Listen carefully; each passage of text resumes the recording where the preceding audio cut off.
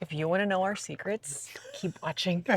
I want to know your secrets. I have zero secrets. I am like, I'll tell you everything about myself. Just ask. Hey guys, we're James and Kester with the Boundless Bronikies, and on today's episode of What Do You Think Wednesday, we are sharing secrets, but it's not the secrets you think. It is break secrets. Stay tuned. We're going to teach you some stuff that you might not know that we didn't know when we started RVing. And it's some good stuff. So let's go. Let's go. All right, so number one is going to be replace this breakaway cable. All right, so sometimes these get frayed. They're hard to see sometimes. How did it go when they turned really sharp and it broke? We were at an RV park in Texas, and those people that we met, we heard that big clunk, and we walked outside, and it was a super sharp corner, and it pulled their breakaway cable out because it got stuck on something in the bed of their truck. That's right. So what we recommend, got this one off of Amazon. We've swapped these out on the last rig we had, and it makes one a big difference. One, you can see it. Two, it's coiled up. So all you're gonna do, and it comes with a carabiner. So you can hook it right into your truck wherever you want. So all you gotta do is wherever your cable is at, come in here. Actually, I guess I should have pulled that out first.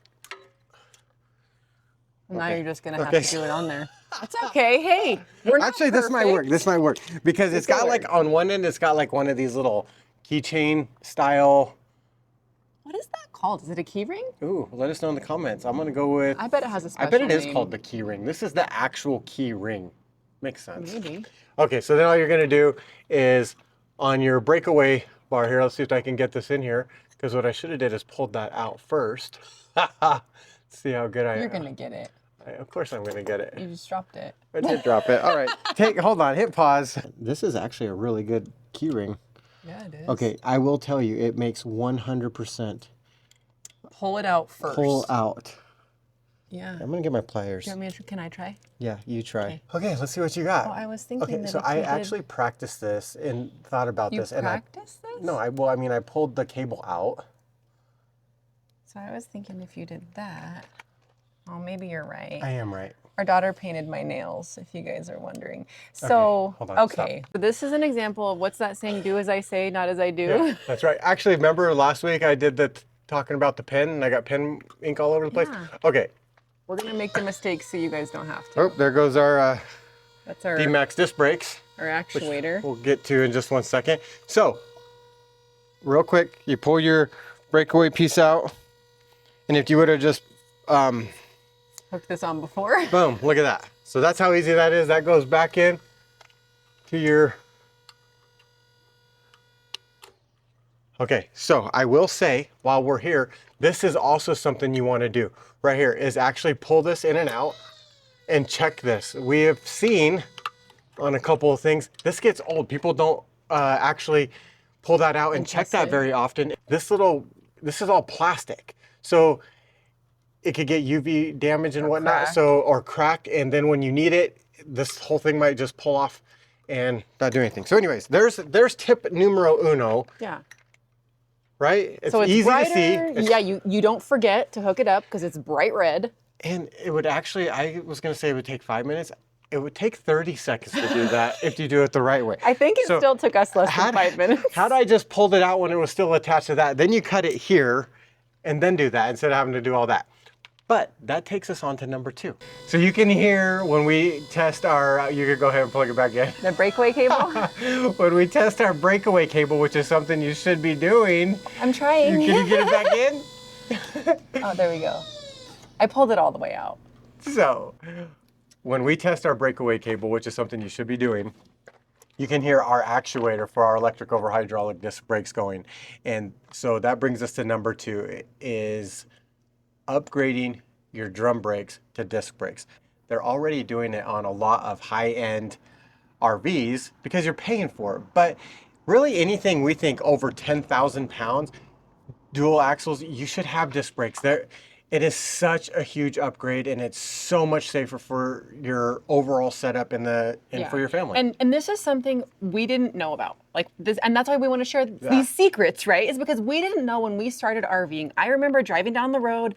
We were going down like some steep mountain grades, brakes were smelling hot. You were doing the best job that you could do, but it was like heavy traffic. And I mean, kind of nerve-wracking for me. You were probably fine, cool as a cucumber, but I was stressing out, sweating in the passenger seat. This is one of the things that I feel like has made the biggest difference in our overall RVing travel experience for like safety and comfort and just a lot of semis back in 2014 started converting from drum brakes to disc brakes, and we learned that from you guys because there was a lot of people that were like, oh, drum brakes are just fine, I've had them forever.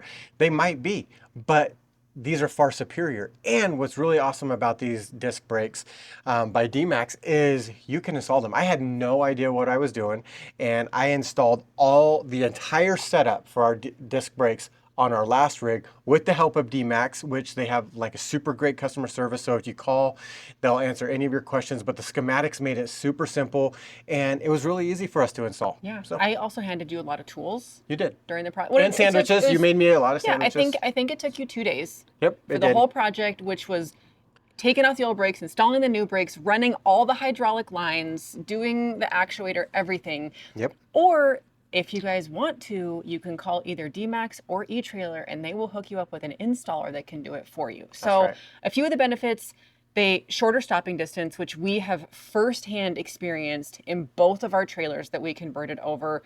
It's insane how much faster you're able to stop. They say in some cases up to 40% is like a common thing, but even higher in some cases. And that one time we had to stop in Salt Lake City, like on a dime, it was because of our brakes that helped us from getting into a car accident. This is not an inexpensive upgrade. It's a few $1,000s depending on your setup.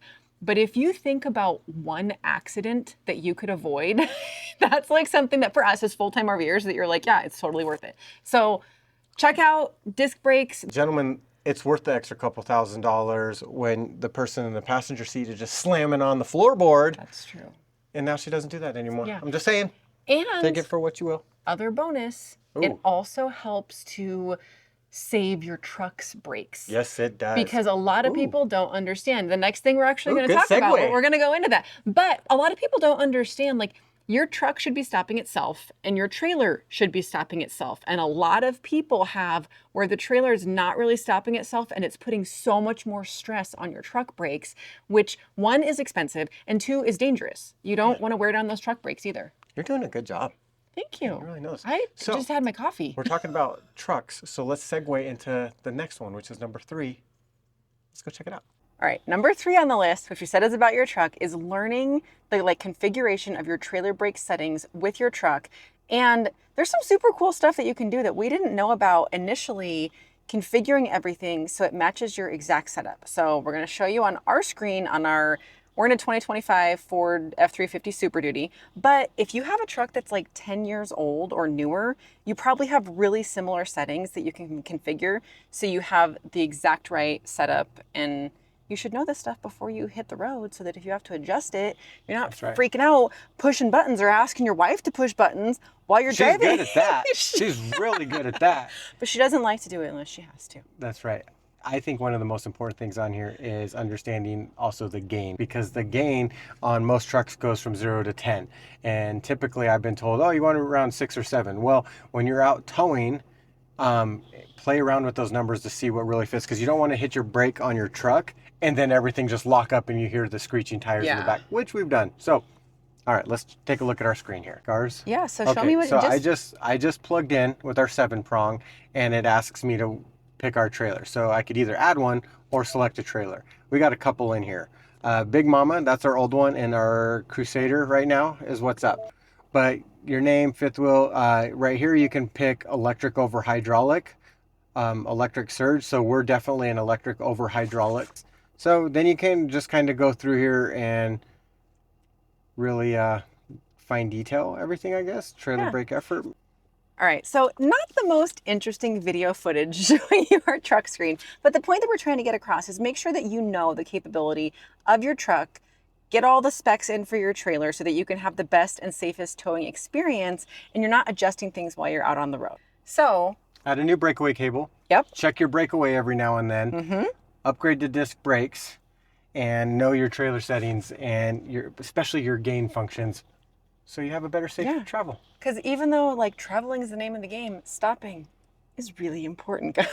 So what do you think? Oh, God, we're getting so good at that. You know it's coming, huh? So what do you think? Did you know this stuff? Do you check this stuff already? Is there something else like with trailer brakes and braking that you think that we should know so that we can make our setup safer? Because we always want to do that. And make sure if you haven't already, like, subscribe, turn on notifications, leave us a comment, and we will put links to all of these products in the caption so you can check them out if you want to. Don't forget to check us out on Sundays and, of course, Wednesdays. And we will see you on the next one. See ya!